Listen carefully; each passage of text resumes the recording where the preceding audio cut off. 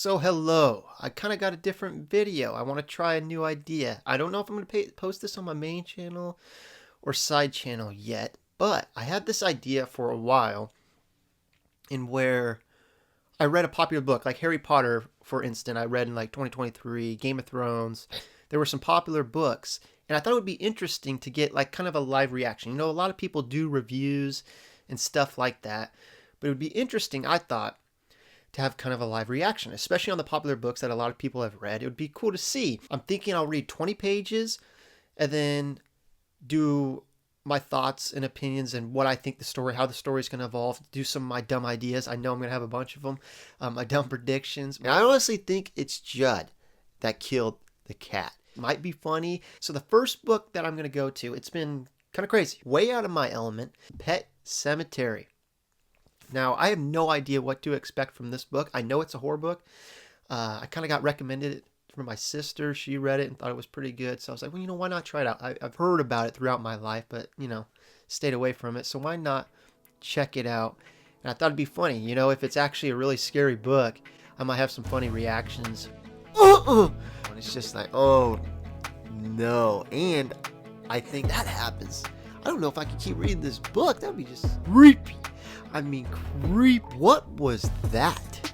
What did I just read? Oh my. Or thoughts on it. It might really get to me. So, I don't know. We'll see. Hopefully it's entertaining.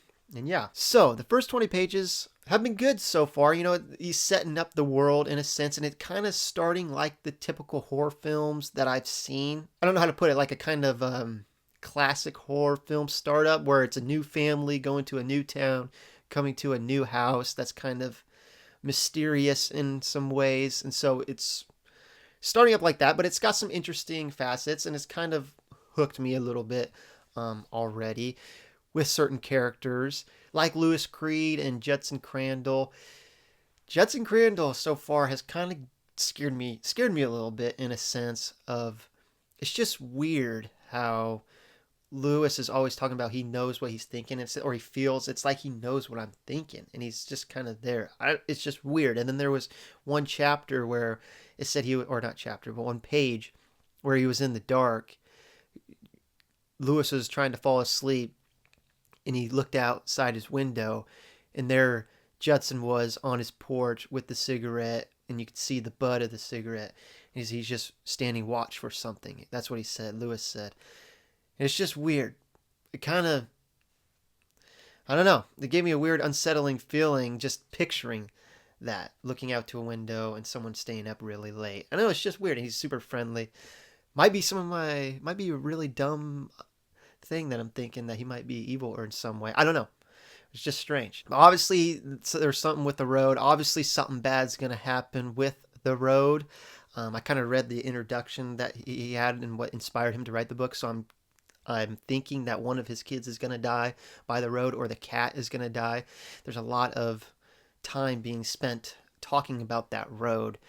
And so, yeah, that's what I'm thinking is going to happen, is somebody's going to die in the family.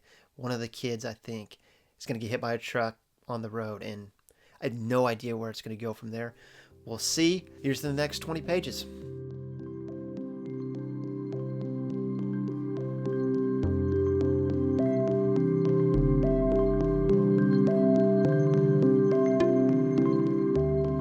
So I read the next 20 pages. I'm on page 43, 44, on to chapter 10. So the past two chapters, I think it was 8 and 9 that I read. These two chapters were a little slow burner. Chapter 8 focused on Judson taking the family to the Pet Sematary. So it was kind of cool to read about. I don't know, I was having difficulty imagining it or visualizing it. And I guess this is my problem. It's not the author's. So this is what I got. And if you are watching, what is he thinking?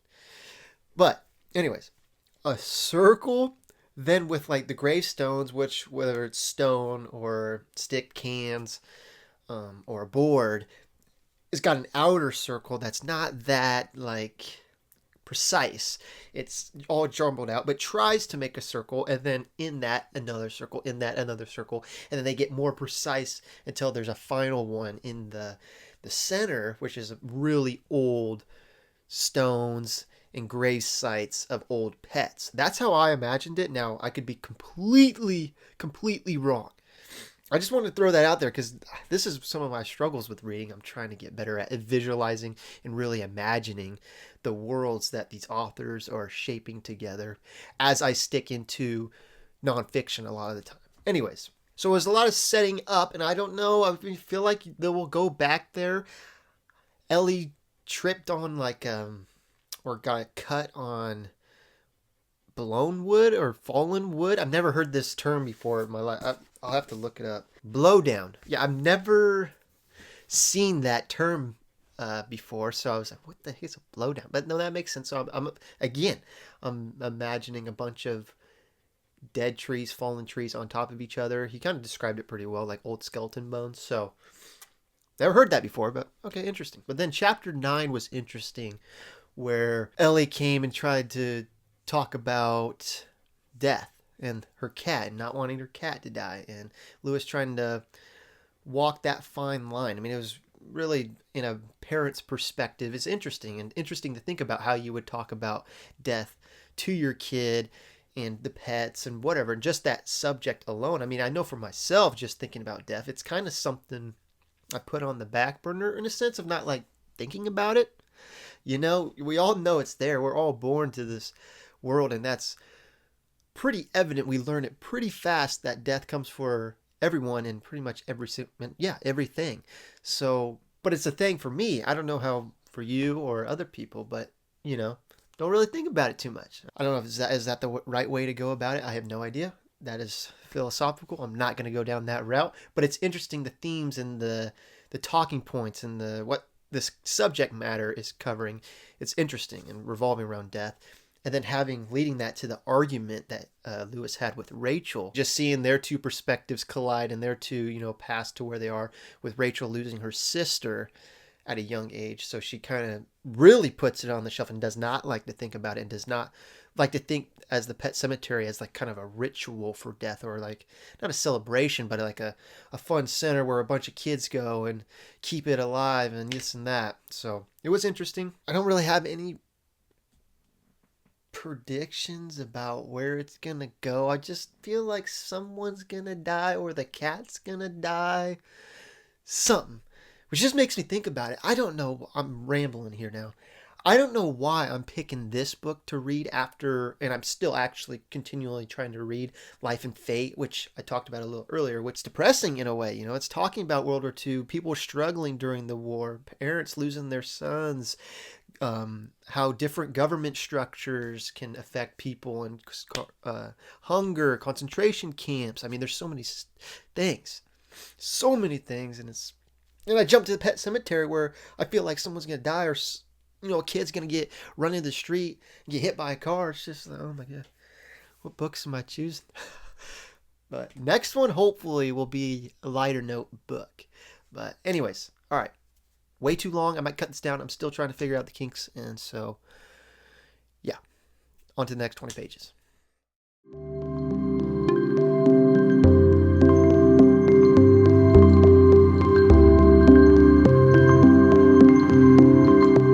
So, there's another 20 pages down. This book is picking up a little bit on the horror themes. It's starting to get a little strange. But first, the first chapter that I read was about Lewis and Norma and Judd on the deck just talking about different things. And them two, Judd and Norma, were kind of just giving a back history of all the people and all the kids that have come around. And it's kind of freaky. It's convincing me even more that these people are a little weird. And there was this quote. Let me find this quote real quick. Yeah, it was this one on page 45. Judd was talking about, the people that they've seen them come and go. Like I said, Judd took his wife's hand and gently grinned at her. Haven't we, dear? Packs and packs of them, Norma Crandall said. We love the children. I don't know. They're just getting strange. Now, I could be totally off here, but these guys are freaking me out. I don't know. First of all, who's watching this video, and if I'm never going to post it, yada yada. But I played Resident Evil 7, I don't know, back when I was a freshman in high school, so I'm getting pretty old, so it was a while ago. But that game freaked me out because you were so immersed in it, and there was a grandma and grandpa that were creepy. I mean, creepy. And these Judd and Norma are giving off some of these vibes of being very nice, very sweet and nice, but very weird. Especially when Judd is always, or they're always pushing the issue of, especially in this chapter after the whole Pet Sematary stuff. Hey, Ellie, or how is Ellie doing? Oh, Ellie will be fine. I'm sure she'll be fine. Just keep continually bringing it up. Something strange there. And now Lewis is starting to have some, I don't know if they're hallucinations, some weird dreams. I don't know what's going on, because then the chapter, not the chapter after that, but the following chapter was his first day at the hospital, or the clinic, I guess you could say, at the college he's at. And he had a very, very stressful first day with a student dying, having some morbid picture describing that whole scene, which I'm thankful I'm not that great of a visualizer, because I could only imagine if you could visualize, amazing. Just trying to picture that whole scene of the guy dead with kind of his skull cracked open. Yeah. Anyways, he started flipping out or having some hallucinations, and it kind of got to me. It was just the grin and stuff, the candy strippers. Never heard that in my life before, but candy strippers with the grin. One of them had a grin, and then the guy started grinning. That was what was freaky. I mean, forget all of the Pet Sematary hallucination. I don't even know what it was.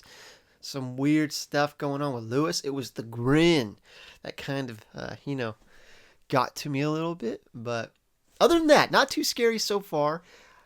It's just starting to get a little weird. It's honestly just, I'm going to come back to it, is Judd and Norma, man. Every time I'm going to read them on a chapter, I'm going to be like, oh, great.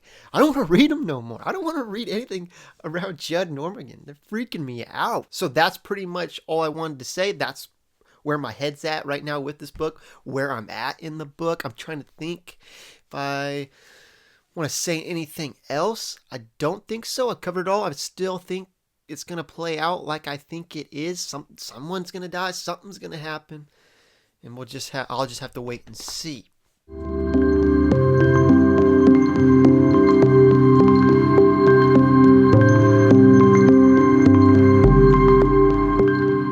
Got past another 20 pages. Think 20 pages might be a little too little, but anyways, the section that I've read kind of right now is the aftermath of what happened with Pasco and his death. So Lewis is kind of struggling to find his sanity in a sense, because he had a very strange nightmare in where he followed Pasco to the Pet Sematary and then woke up still having remnants of that dream on his feet with pine needles on his sheets. And so he's trying to hide that from his family while also just trying to ignore and trying to clinically diagnose what's going on and these strange events that have occurred. So that's pretty much it. It's kind of still building to everything. I think it's setting up a lot. But I think what's really happening right now is Lewis is really going to start slowly losing his sanity. And I don't know what's going to happen. I still feel like someone's going to die. Something, either the cat or one of his kids. And it's just really going to then drag this story to the Pet Sematary. And I don't know. I'm curious to see how the other characters are going to start being effective, because right now it's really diving into Lewis's head. I would say the story is going in a way I did not expect, and frankly, I had no idea what to expect with this book, but it's interesting seeing how it's following just Lewis and him slowly losing his sanity in a sense, with some weird events going on. And it is very strange. It's setting up some weird stuff, and I can only imagine how scary it could get. So that's everything that happened with the 20 pages. On to the next.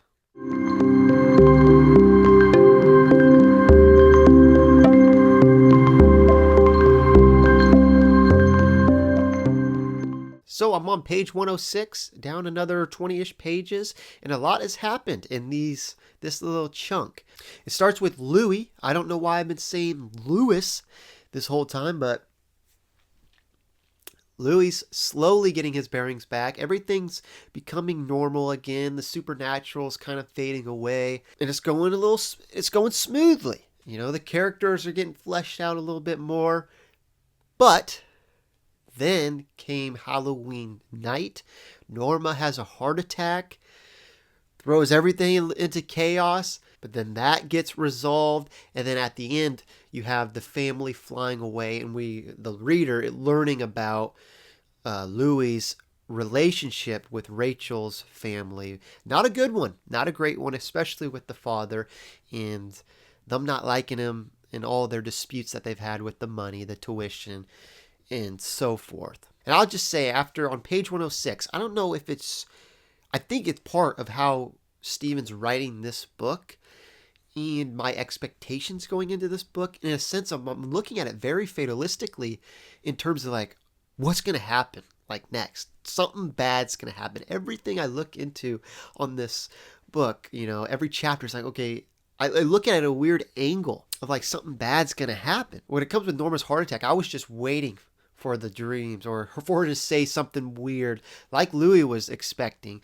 but that didn't happen. What was really scary, honestly, about that chapter was when everyone cleared out of the room and Judd said or Louis told Judd to go get Ellie and bring her to his house to get Rachel. I'm like, don't give her to Judd. Do not have Judd and Ellie walk across the street or something. I'm still on that. I still do not trust Judd and Norma. Not one bit. But also, perfectly written, like the way it's written on the airplane scene. This whole time I'm thinking like something bad's going to happen with whatever. I've said it a million times, with some of the kids, or with something's going to happen. And when they're on the airplane, Louis thinks, take care of my family, or he said something like that with the airplane, like keep them safe or something. Immediately right there, I'm like, oh my gosh, they might die in the plane crash. And that's what I'm talking about. It's like every little angle I'm like looking at, very fatalistic, and like something bad's gonna happen. I was like, man, if that happens, I don't know if I could keep reading this book. That would be just so sad. But it eventually turns out nothing bad happens, and now Judd's just gonna have Louis is going to have a lonely Thanksgiving into whatever is going to happen next. I'm thinking he's not fully alone. He's still got Church the cat, so something might happen there. I don't know, but that is just where my head's at with the story so far. I don't know why it keeps jumping in these weird angles and trying to think something bad's going to happen every second, but I don't know. So far, 100 pages in, I've enjoyed the book. I'm really starting to settle in with the characters, I guess. And I think that's intended. This intro's really built the characters up and really, fleshed them out in a way. And I think something soon is really going to shake that up. It's given hints at it. Something weird's going to happen. My prediction, something weird's going to happen, and Louis is really going to start going downhill. Which, yeah. So not necessarily here for it, but I'm interested to see where it goes.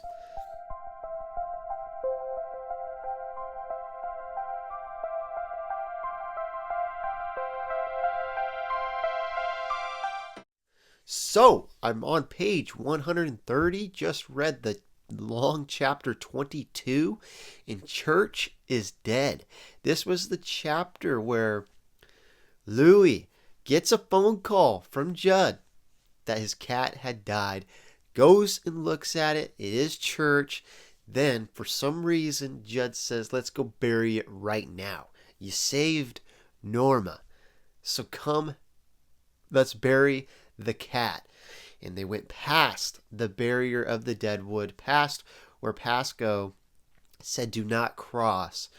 And it was a little bit mystical. There was some creepy elements in there with the walk to the flat mesa spot, or mesa, I don't know how you pronounce it. And he eventually buries Church there and goes back with Judd not answering or giving vague answers and some weird answers to some questions, to some reasonable questions like, what are we even doing burying the cat all the way out here. So after reading the chapter, my head's still in the same spot. I mean, I'm not surprised that the cat died. It was just a little weird with Judd.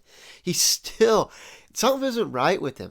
Maybe he's being controlled, manipulated somehow by something. I have no idea. Or maybe the cat's going to be like rebirthed or something.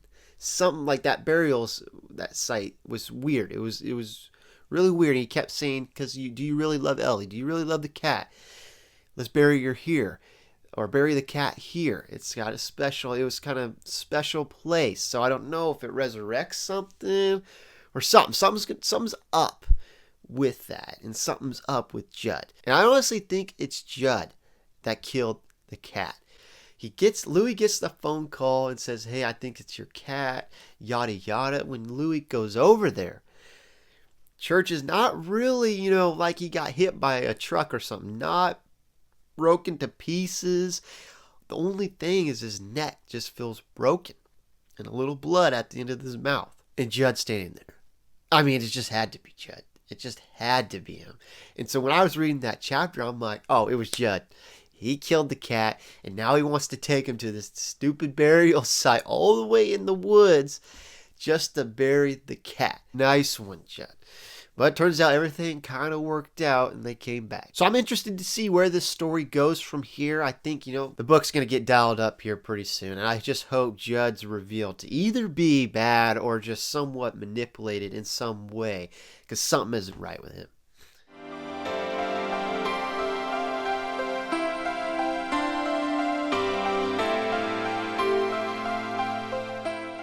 So, down another 20-ish pages, I'm on page 156, and on this, I don't know what to call it, a reading session, reading chunk, was pretty much, it was slow, but it was lore heavy, if that makes sense. The beginning followed Louis talking, getting a phone call from his family, and, having to navigate if he wanted to tell Rachel or one of Ellie and his daughters, Ellie and Gage, about the cat, which he chose not to do. He kind of just ignored it, and it was really tough. He almost made it through the whole conversation until Ellie brought up Church at the end, and he just said he's been doing good, haven't seen him today, and that was it. And, that's tough. That's a tough circumstance. I think at the end of the day, wait for him to come back, don't ruin the holiday, and then tell the truth. He was skirting about telling her that Church got lost or something. I don't know. This is about telling the truth and stuff, but I think telling the truth is probably the best route to go, even in his circumstances when it might be harder to say that. It might cause a lot of problems, but that's like kicking the can down the road. But then after that phone call, then he moved on to building on a shelf in his garage, and that's where things started to get a little weird and took an expected turn, I would say, with Church coming back alive. Like, as the reader, for me, I saw it too. Like, I feel like it was hinted at, and especially some of the quotes, like at the back of the book or something, it says, maybe dead's better or something like that. So that kind of like gives a hint. But it also opens the door for resurrection, and it kind of dabbled on that a little bit with the 20 pages I just read, in a sense of like, what does it mean to resurrect? And are they the same after they get resurrected with the animals? And it turns out, with the dump of lore that Judd gave, that they aren't quite the same. And there's some mystical powers in that mesa, the flat spot, the grave site. And that it's been going on for a while. And turns out Judd has buried multiple animals, or maybe it was just his dog, multiple times there. At least one time in spots, and had him resurrected. So it was interesting to see that, Judd give all of that information and, see the background history of the cemetery. And it kind of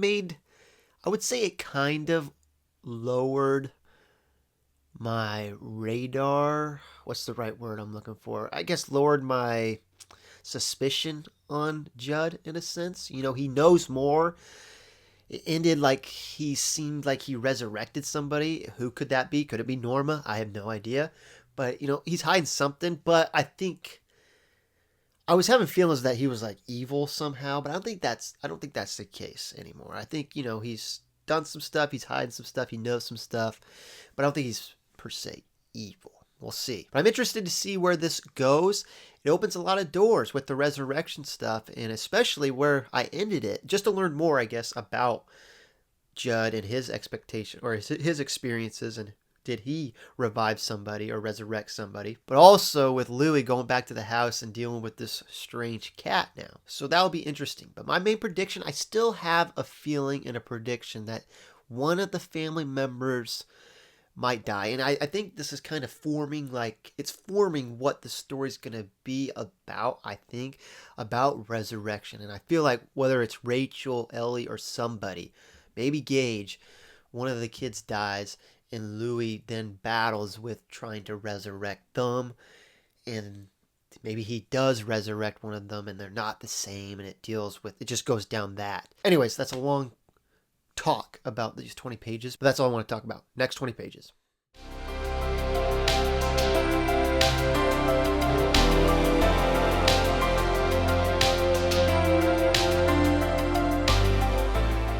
Now on page 178, and on this chunk, Louis found some weird quirks with church. His family finally came back. No plane crash, thank goodness. But Ellie soon realized some weird things with church and not so connected as it smells so bad. As the book keeps referring, or Louis keeps referring to church as it. Not as him anymore, but as it. And then ended with Gage being very sick, Louis having to save him, and then still battling church, I would say, on Christmas Eve. And so that's where I'm at the story. Nothing too crazy, just the main focus is church right now, and Louis's weird relationship with church, where he's starting to warm up with them a little bit, but church is extremely weird right now. Freaky. He's kind of freaky weird. But these 20 pages were pretty tame. Honestly, it just keeps teetering or on a teeter-tot, just hinting or just, I don't even know how to describe it, but it's just, I feel like something bad's going to happen with the family. Something strange. And just the wordage. Louis talking about, I remember talking with Rachel about like a bike or something. And like he's jokingly about like, oh yeah, Ellie's going to crack her neck or something like that if she crashes on her. It's just strange the amount of, I feel like it's foreshadowing in a sense. I don't know, but just like the teases of death and what could happen. It's strange, but that's it. Pretty much uneventful 20 pages. On to the next.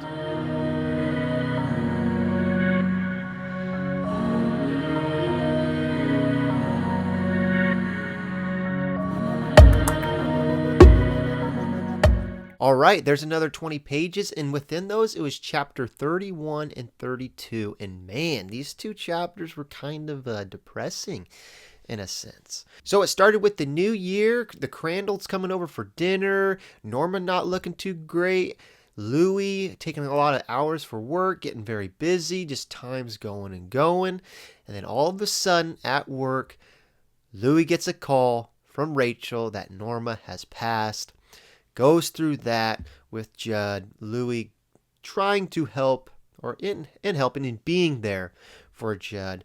And then that going into Rachel's grief and just letting out previous scars.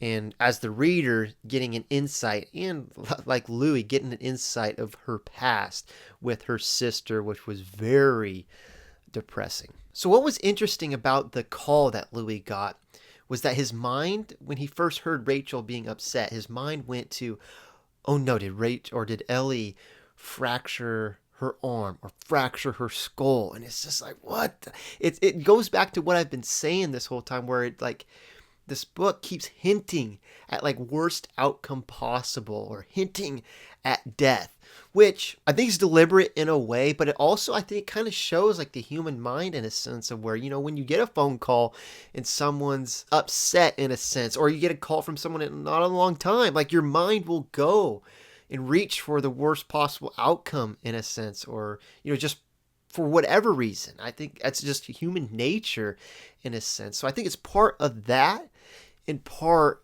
as a tactic. It's using that in some way. I'm not smart enough to tell how.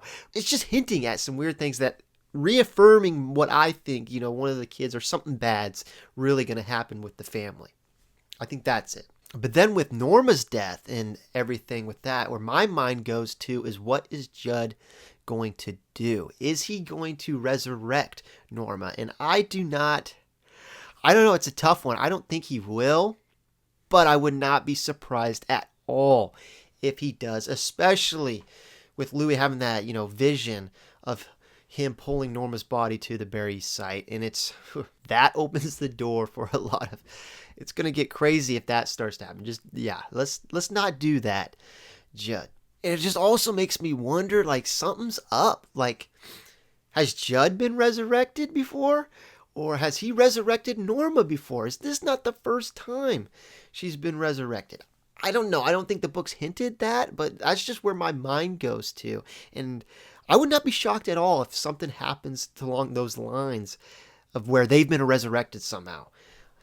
Be a little creepy. But yeah, I'm interested to see what's that going to entail with Judd and Norma. He's really made it firm that he's never going back up there again, but the humans do crazy stuff with grief. So, in grief in unique ways.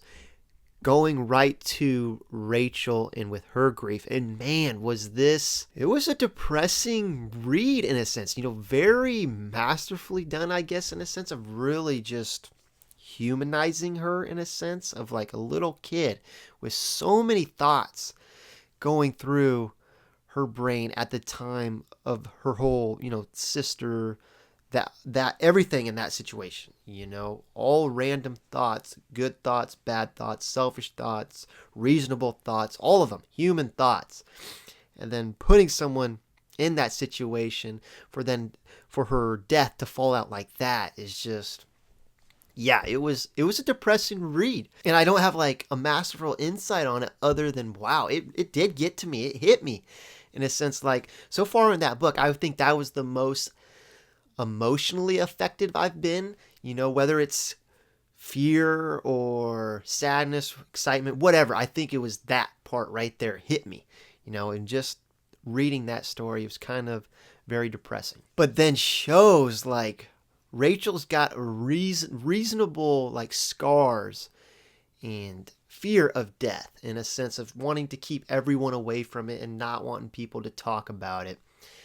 And what is this going to play into if something bad happens, especially when you got a resurrection site right next to your house and you got somebody with a very tormented past around death and is still recovering from that years and years later. So what is that going to entail when this Pet Sematary gets really kicked off, which I think is going to happen with something in the family. So it's opening, it's setting everything up to really blow up. But yeah, that's all I got for these chapters. And I can see this book, it's taking that turn of getting sad, which I actually, I wasn't expecting, that type. I was expecting horror, like being scared. But man, having these really deep stories, human stories, I wasn't expecting that. So, to 20 more.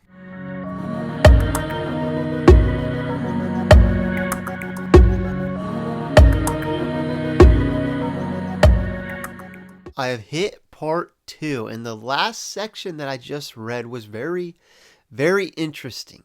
So it started with Ellie and Louis going to Norma's funeral and uncovering some things with that, and then going into a little bit of a time skip in a sense of fast forwarding to spring, where then it automatically out of nowhere just hits like this was the last day, or like the 24th of March, something like that, was the last happy day that Louis could remember, or was the happiest day till this. And it was just so random, out of the blue. And then it proceeded to go through that day. And it was a beautiful chapter with him being with Gage in the spring field flying a kite. It was a really cool chapter, but then ended very abruptly with saying Gage only has 2 more months to live. Something around that. And it's just like, what? It was just so abrupt. I mean, I've been expecting it for so long, or at least somebody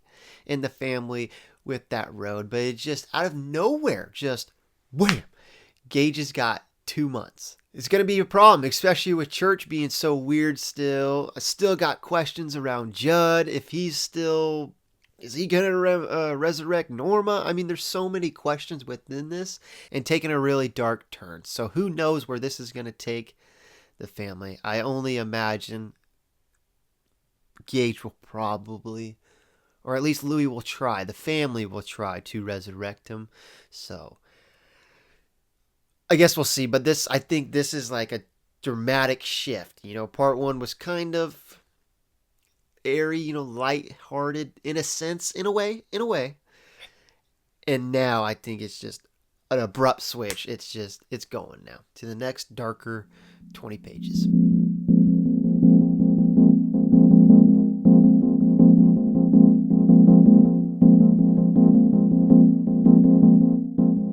All right, I'm on page 243. Just read chapters 36 and 37, a little over 20 pages, but I wanted to finish the 2 chapters. And man, what a start to part 2, the Micmac Burying Ground.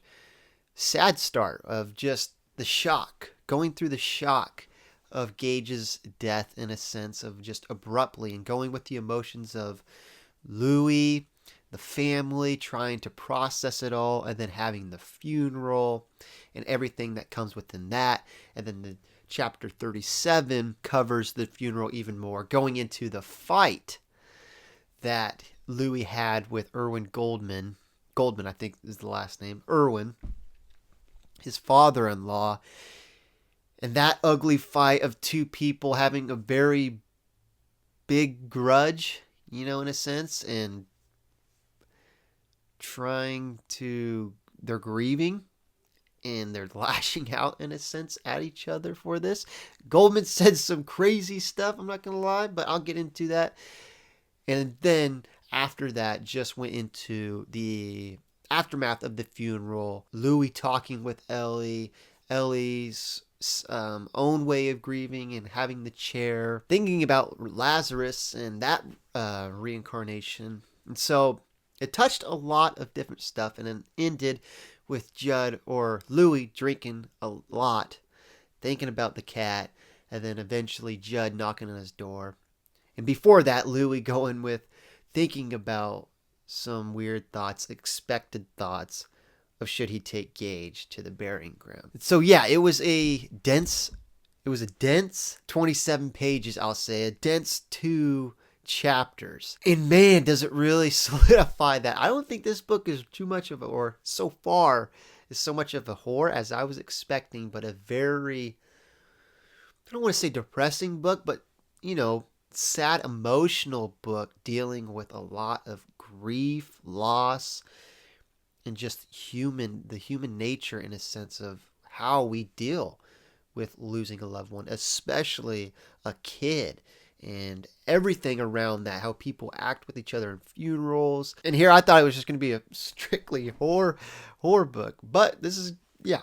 Anyways, in terms of the story, I think it's pretty sure, I'm pretty sure that I'm interested to see what Judd and Louis talk about. I would not be surprised if they go and try and bury him to bring him back to life, which then only makes me think, like, I have no idea where that's going to go. I have no idea, because obviously Gage will not be the same. Yeah, and maybe that's somewhere the horror element could go. I don't even know. I guess I'm in shock in a sense of, I don't know, because it was, like I talked about last chapter, it was abrupt. It's like the pages are going, the story's going along, and then wham, Gage has 2 months to live. It was abrupt and shocked, and I expected it. or I expected something bad to happen. And so it just happened abruptly, which was like interestingly done by Steven to do that, because I think it kind of puts the reader in a shock. And since like I was expecting it, but it's like, oh, it's wham right there. And so you kind of relate in a sense with the characters, or kind of like the characters where you're like, oh, geez, it just happened like that fast, which an event like that happens just like that. So you're kind of reading and going through that with the characters, which I think was obviously intentionally done, and I think maybe that was part of the reason for it. So that's kind of where my mind goes, and like that was a cool, interesting touch to do it that way. But in terms of everything else, I don't even know. Like I'm kind of jumping around everywhere because I don't even know where to go now. Like I want to do my predictions and stuff, but obviously my prediction's kind of the same. I think they're probably gonna do something around the burying ground. I think it's pretty obvious something like that's gonna play through. But yeah, again, to repeat myself in a sense, the story's taken a deep emotional turn in looking at grief, which is interesting, but I'm curious to see what Louis decides to do, what Louis and Judd decide to do in the fallout there. So anyways, here's to the next 20. I do not see any way this ends in a happy ending, and like it kind of teased at the beginning of the chapter, like how much can the human mind like take of suffering, or in a sense of this, I don't remember the exact words, I have to look it up. Yeah, it was basically saying, is there any limit to the amount of horror that the human mind can experience? And it goes into like it exponentially keeps going and progresses, the darker and darker and darker. So I think that's what's going to happen with this, with the rest of part 2 and then into part 3. So it should be interesting. It's not going to be a happy read, but I am interested to see. I said interested 100 times. I am curious to see how this pans out, and if anything goes well.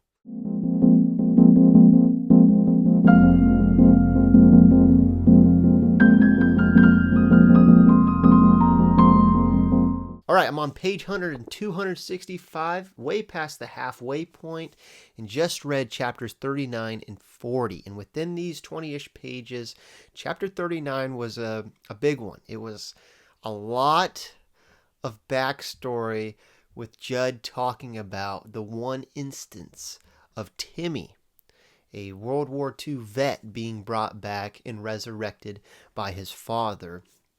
And all the craziness and the bad sides. I mean, there was really no good of the resurrection. And it was really, Judd really was there just to show Louis, tell the story of how, do not think, I know what you're thinking in the back of your mind. Do not give into it. Do not give into it.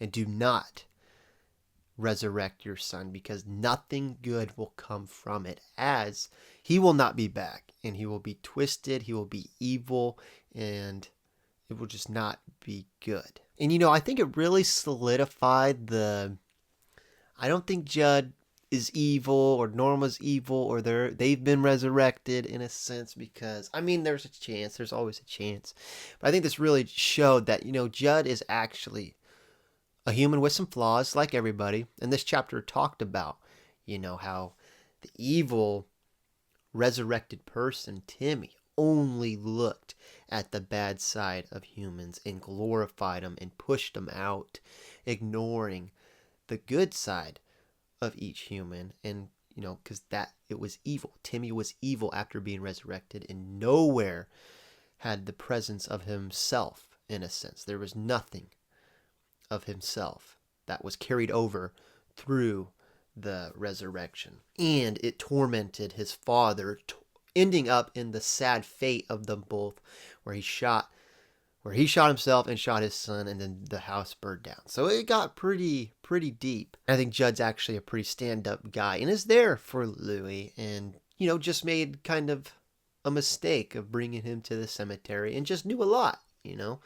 So yeah, my radar and everything, that was totally wrong. Now the next chapter, though, chapter 40, was an interesting one, because it immediately started with like, none of it happened. All of this had not happened, or something like that. All the previous chapters of Gage's death and the wedding, or not the wedding, the funeral, and Judd's talk, all of it had not happened and was just a mere couple seconds of Louis' imagination when then bolting to Gage, seeing Gage running, and then it played out that he did save him, and Rachel's relief and all of that relief, and for a second it got me. It really got me. Like I was like, oh my gosh, like it actually didn't happen. I was kind of happy. I was like, wow, amazing. Like it was like, are you kidding me? Like this actually might, be a little bit happier for just a little bit longer. But then as it said, like it started going into the future, and like Gage was like turned 7 and then he turned 10, and right from there I was like, oh, it's a dream. Damn it, it's a dream. And so it turns out, yes, it was a dream, and then it ended with just even more, really, Louis waking up in the morning, being hungover, and then filled and defenseless to his sorrow and grief, and it just all hit him, and then that's where it ended. So yeah, the biggest plot point right now is the question of, is Louis going to take his son Gage to the burying ground, which I don't know. It should be interesting to see. Judd gave him so many reasons, but the chapter did end saying that he would do anything for a second chance. So it might just happen. But in my opinion, I don't think he will. For some reason, I feel like something worse is going to happen, and then it's really going to push him to do that.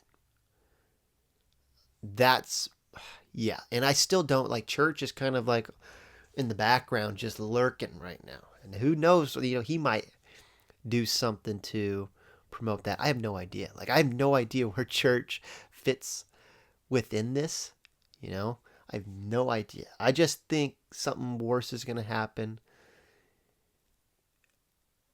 And then that. I just don't see him resurrecting Gage right now. I just don't see him doing that. Something else is going to push him to the brink of that. Whether that's someone else, like Ellie, maybe something happening to Ellie or Rachel or Judd. I don't know. And then he slowly loses it, and it pushes him to resurrect Gage. And then that. Yeah, it's really like, this book has been interesting in a sense of like, I've been interested to keep reading, but man, is it going in a way, there's endless possibilities, right? And that's what you want out of a great book, right? Or a fiction book. Endless possibilities of where it could go. It's hard to kind of predict and narrow down, but man. Oh, it's endless, I'm losing the word. Endless probabilities or endless opportunities. Oh my gosh, I can't find the word. Endless possibilities of where it could go, but it's all leading to becoming darker and darker and darker and sadder, which is, yeah, because it's either he's going to resurrect him, and there's a lot of problems with that. He doesn't resurrect him, and there's going to be a lot of problems with that. So, on to the next 20.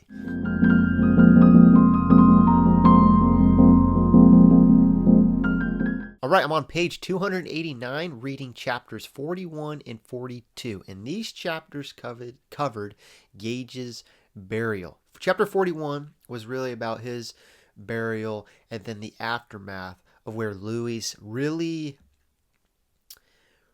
flirting with the idea of resurrecting. And honestly, I think it's a done, settled. It's done. Like he's going to do it, and he's making different rationalizations about why to do it. And throughout the chapter, it was him going back and forth in his head about why he should do it, and oh no, that's a stupid idea, and then no, I am going to do it, to eventually making this whole elaborate scheme to get his family, Rachel and Ellie, out of town to Chicago so that he can then resurrect him. Not really thinking too much. It's like, okay, you resurrect him and then you call him back. what's gonna happen then? Like, oh, Gage just magically appeared. Like, that makes no sense what he's gonna do after that. But the grief is slowly making him a little delusional, along with I think other factors too, and just really wanting his son back, and it's making him make some mistakes. One of the big I guess foreshadowing moments maybe was when Rachel said, "Is there something wrong?" And he said no, and that Ellie came to her one night and said almost a prophecy that she saw you sitting at the kitchen table alive but with no life in your eyes or something like that, basically like he was resurrected. And that makes me think if that happens, he resurrects Gage, then he shares the same fate. They share the same fate maybe as Timmy, and then someone, maybe Judd, which would be crazy, resurrects Louie, and yeah, that just goes all the way down there, which I have no idea. There's just endless possibilities of where this could go. All while Church is kind of just in the background, doing nothing, kind of being forgotten, which is probably not good. So, anyways, that's pretty much all these chapters had. I'm curious to see where the resurrection takes this family.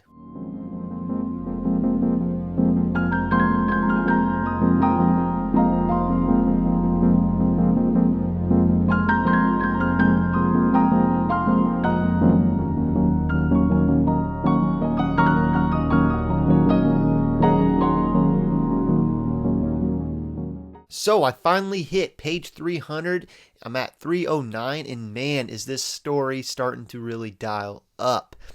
From where I've read, Judd or Louis kept going on, or no, Louis said farewell to his family on the airplane. They finally took the airplane with Ellie's reluctance and really fearful, but then Louis slowly then builds out the plan, thinking of it methodically of what he's going to do. He buys the resources, the pickaxe, everything, and it's pretty much a sure deal. And he gets to the point where it's grief, but also the Pet Sematary is really kind of egging him on with some mysterious force, in a sense of pulling him, really alluring him to do what he's doing. And he doesn't even know if he could stop, even if he wanted to.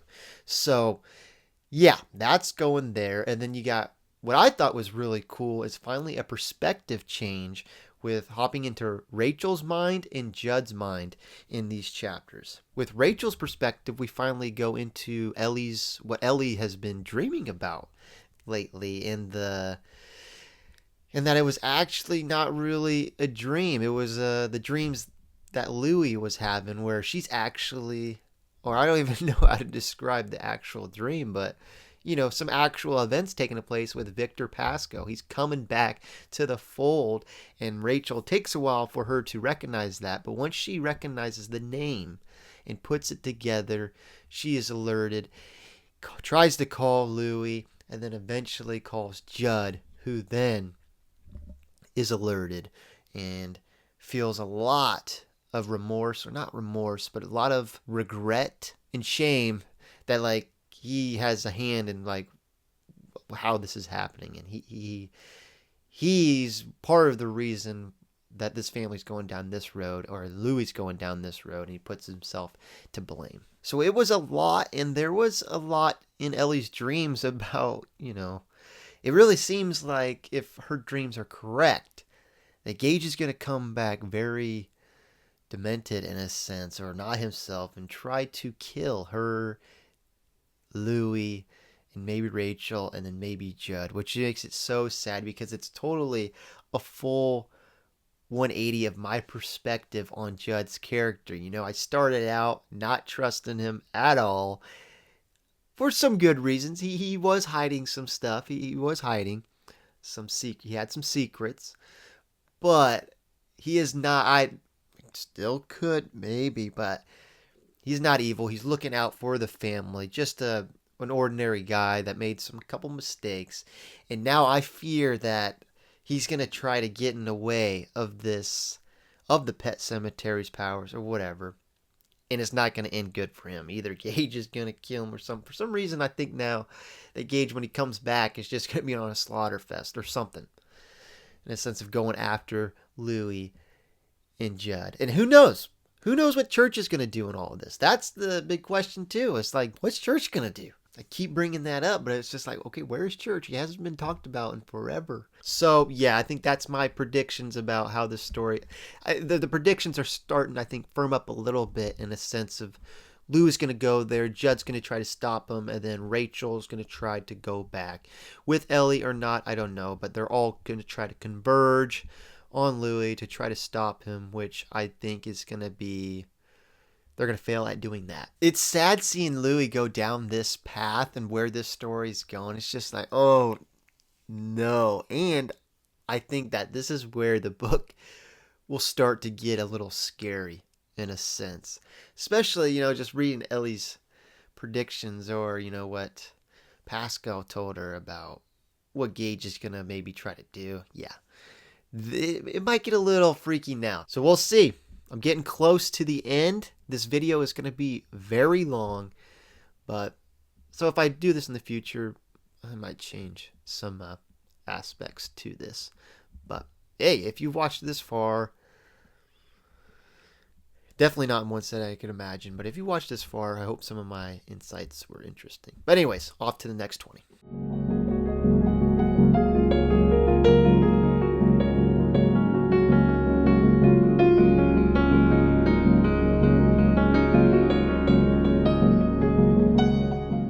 All right, have reached page 336 and have read chapters 48 through 51. And these ones, the latter half ones especially, were kind of a disturbing, not too much scary, but disturbing chapters.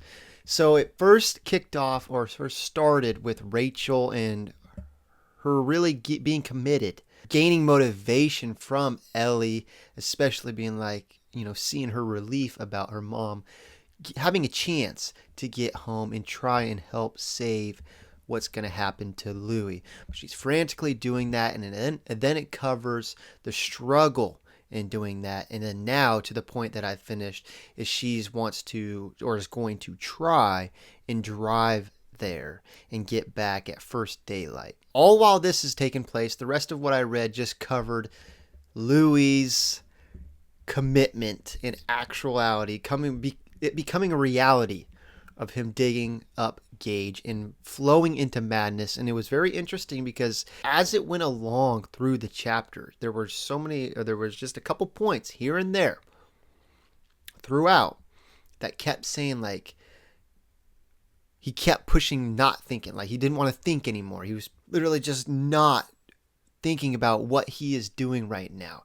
Anything that will make him second guess or just reconsider what he's doing, he just immediately flushes it out of his system, and he's just fully committed no matter what he sees.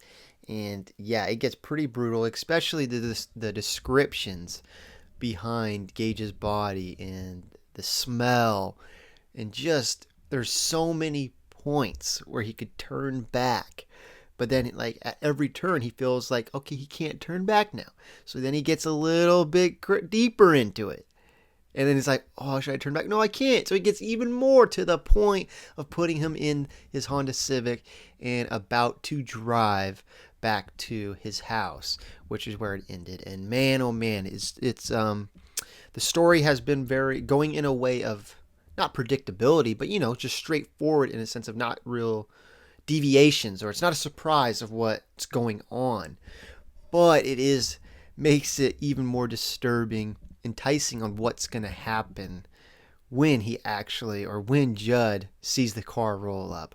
What is going to go down? Because especially that Louis is not in the right headspace with grief, but also just the mystical powers that keeps being brought up about the Pet Sematary, and how he almost has like an inner voice that's not his. It's kind of what it feels like with the "Hey, ho, let's go," that song. It kind of feels like it's not part of him, but it's just there. Like it's something else is talking to him, which is weird.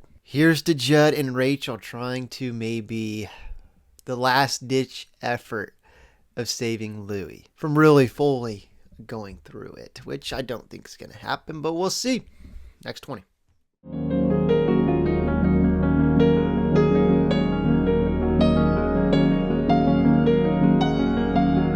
I'm on to part 3, and there's only 35 pages left to go, which means one more video after this one. But before we're there, what happened with what I read? So it started with Judd fighting the urge to fall asleep and eventually failing, but within that, having some dreams about when he was 23, and then also having a phone call with Rachel, telling her that he will explain everything in the morning once she comes back, and he will see her on the day after, whatever day after that was, and that she should pull over, which I don't think is going to be the case, but we'll see. He eventually falls asleep, which then gives Louis a free right of way with no challenge at all to park his car in his garage and then take Gage's body to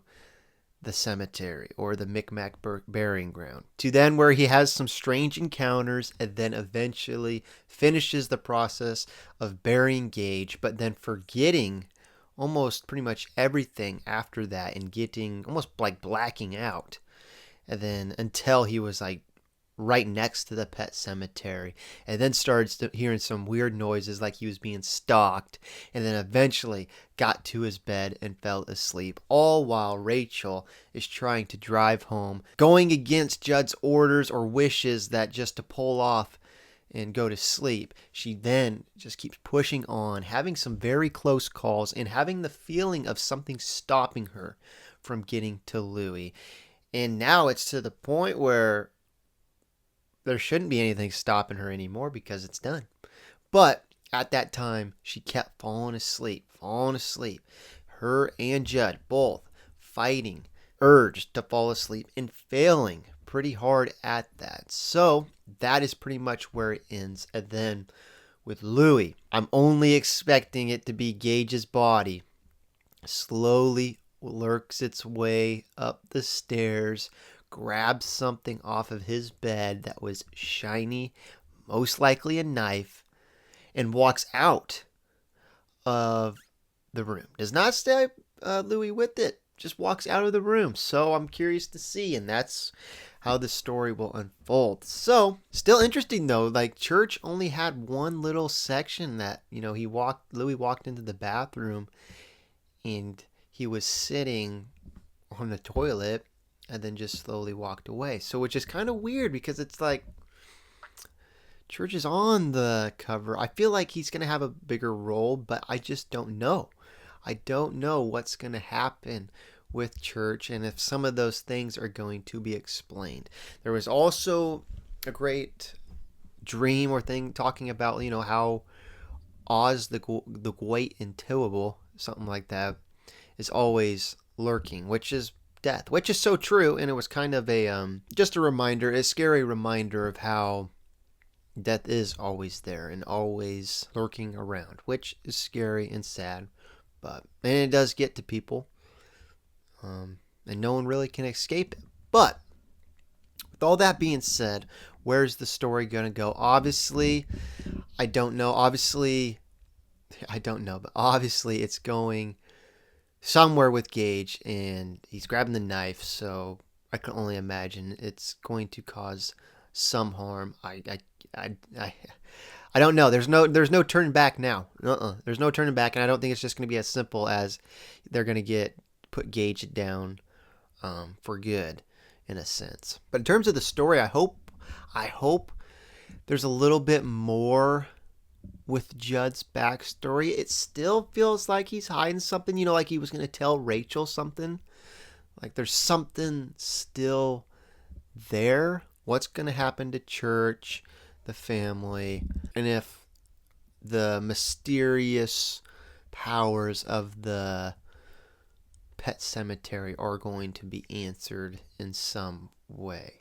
But yeah, surprisingly, this book has not been, to this point, especially with everything, it has not been as scary as I thought it was going to be. It's totally emotional. So on to the last, I should say, 35 pages.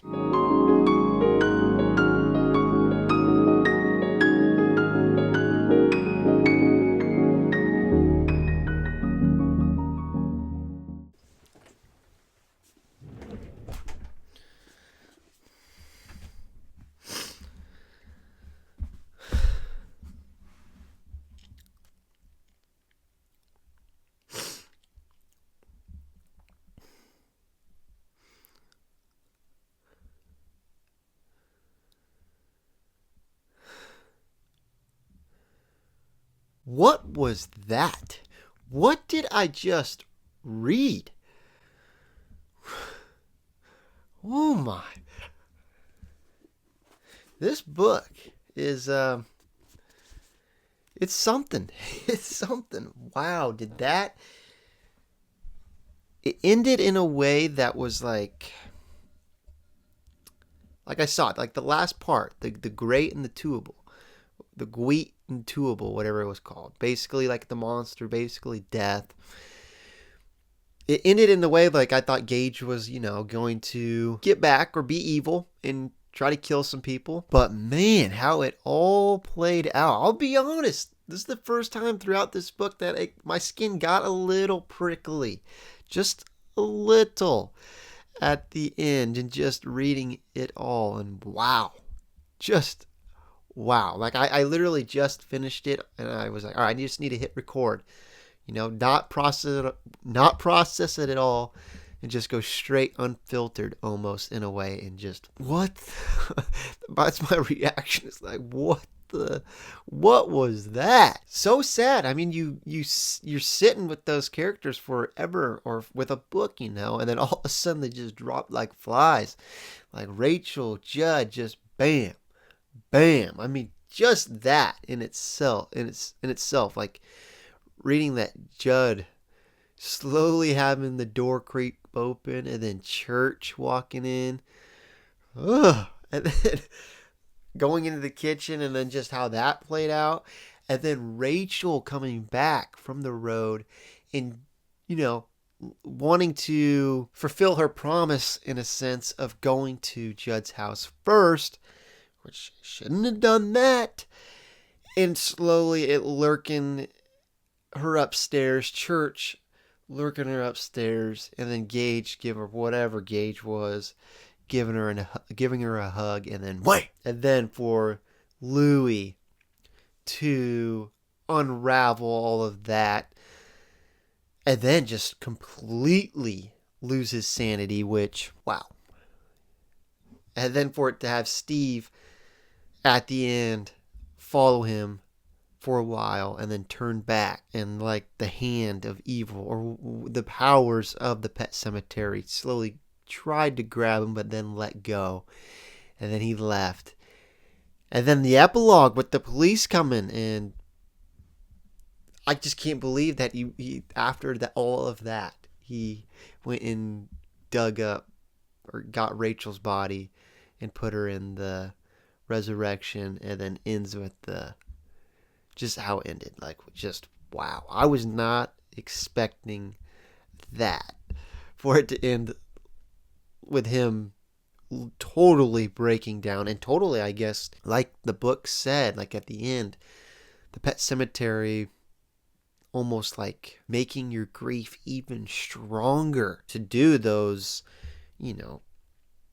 crazy things without thinking. It really gets into you. And so I can only imagine the grief he felt at the end, losing Judd, losing Rachel, and then losing his kid again, where then he crouched to the wall and completely broke and completely gave in to the grief and the powers within the Pet Cemetery, for him then to just totally lose sanity and gray hair.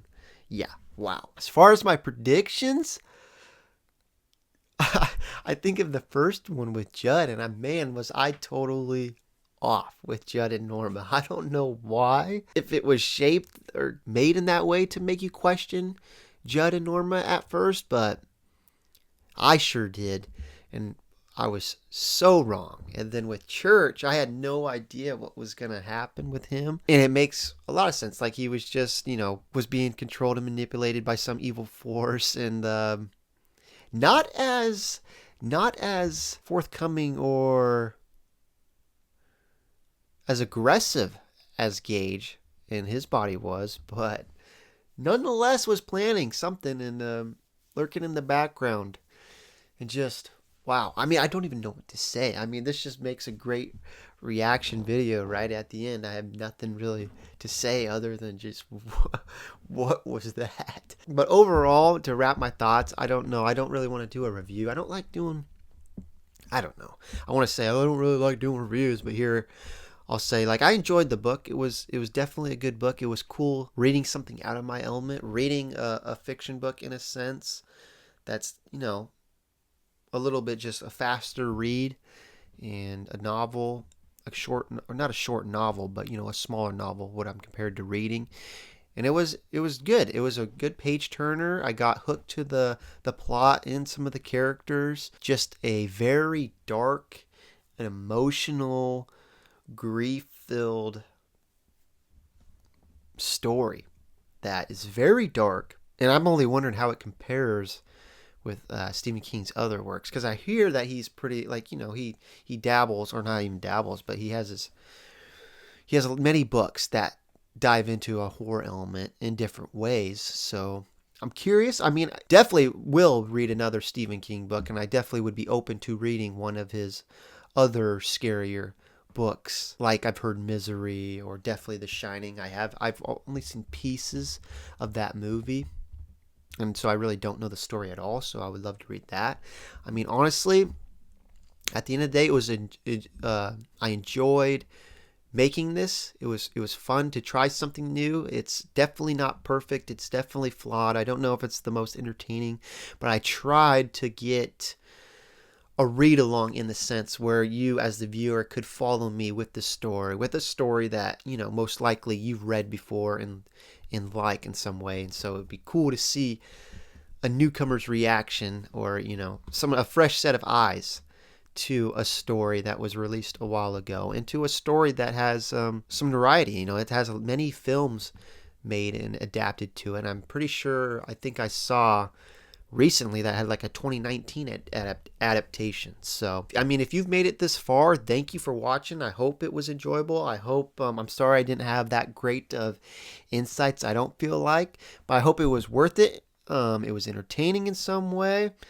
If you have seriously watched this far, comment down a book you would like me to do this style in a sense, or maybe some tips like that could make it more enjoyable or something. I think the next book that I'm going to do is The Will of the Many, and that's a little bit longer book. It's like 600 pages or something like that, so I might just do every 100 pages. I'm not quite sure, but I enjoyed this. I think I'm going to try a couple more times with this video, or this video style of reading the books, kind of a live reaction in a sense. So, anyways, Pet Sematary. Is there any closing words I have? Nothing other than just, hey, ho, let's go. I'll never think of that song again the same. Anytime I hear this song now, I'll think of this story. I guess I'll end with this. I think this book went in a way where I was not expecting at all. I don't know if I conveyed it that much at the start of my video. I'll have to look back. I honestly thought it was going to be like a book about, like, when I first was going to get reading it, and then once I read the background teaser or whatever it's called, then I got a little bit more insight. But when I first was like going to, like, deciding to read this, I honestly thought like it was about a pet cemetery. Yes, it was, but that it would follow like pets a little bit more, and like demented pets and them coming in events like that. Nowhere did I did not think about the human and resurrection aspect of it all. And yeah, it was I say interesting a lot in this whole video, but it was a very interesting read, and yeah, very creative. Very creative. I just want to add real quick, I think it was brilliantly done how it ended, in the sense of having like the different viewpoints converge into the story, because it just allowed it was more refreshing in a sense, like getting new characters, but it just allowed the opportunity of like the unraveling of information that the character had, and like as the audience or the reader, we already know when it comes to Judd, we know what happened to him, and then seeing Rachel slowly go into the room and uncover it all was frightening, and then Louis going and uncovering it all was even more frightening. So like I think that was really masterfully done, in my one of my favorite parts of this book, in a sense of like it was not fun to read, scary, sad, but it was like really well done and well crafted, I felt like, and really drove the story. It was really cool seeing those different viewpoints and having the feeling of like, don't do that, don't do that, instead of like, what's coming, because that was there. It's like, okay, what's coming, what's Gage gonna do, what's Church gonna do, but it was more of a, don't go in that house, don't do that. And they slowly do it. But anyways, all right.